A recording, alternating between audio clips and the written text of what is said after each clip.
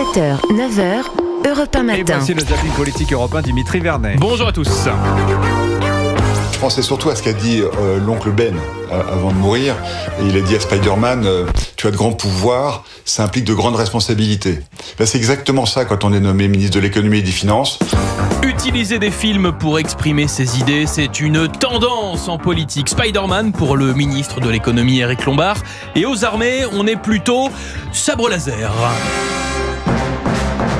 Là, on voit qu'on a un moment délicat dans lequel vous avez une militarisation de l'espace. Nous sommes la génération de journalistes, d'hommes politiques, d'auditeurs qui pouvons connaître effectivement une forme de guerre des étoiles. Sébastien Lecornu au micro de France Culture. La guerre des étoiles, Star Wars, un remake pas dingue si on écoute le scénario proposé par le ministre des Armées. Une guerre des étoiles, sans qu'elle soit nucléaire. Tout simplement des satellites dont la seule mission est de pousser un autre satellite pour le mettre sur une orbite cimetière. Ouais. Pas sûr que cette version de Star Wars aurait cartonné. Enfin bref. Oui, derrière chaque politique, il y a un film. Regardez. Prenons le ministre de la Santé, ajoutons la musique de Retour vers le futur. Vous allez voir, c'est bluffant.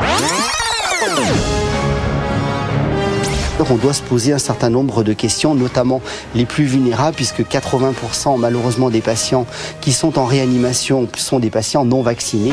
Donc j'ai mandaté la Haute Autorité de Santé pour me rendre un rapport très circonstancié sur comment envisager la vaccination en 2025. Ouais, ça rappelle des souvenirs. 2020. Non. Alors, ce son ne date pas de 2020. Nous sommes en 2025. On ne parle pas de Covid, mais de grippe. Cependant, oui, je vous l'accorde, c'est toujours le même film. Nous voici maintenant dans le film OSS 117, ou plutôt OSS 2027, incarné par le maire PS de Saint-Ouen, Karim Bouamrane, qui a des ambitions, comment dire, melonesques. François Hollande, on le connaît. François Hollande, il a une voix qui porte. Aujourd'hui, c'est le présent, comme moi, je suis le présent. Ah, vous et Hollande, c'est pareil. Enfin, c'est même. On est des responsables socialistes qui ont un rôle aussi bien local que national. Même légitimité. Même légitimité. Quand on dit Hollande c'est le présent, je vous laisse tirer des conclusions sur le reste de sa phrase. OSS 117. Ça me rappelle quelqu'un, ça. Je vous assure, tout va très bien. Ouais, vous l'avez reconnu. Emmanuel Macron, de son côté, plutôt en mode la grande vadrouille hier. Es lebe die deutsch-französische Freundschaft.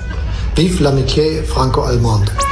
Le président français recevait hier son homologue allemand Olaf Scholz pour parler Europe.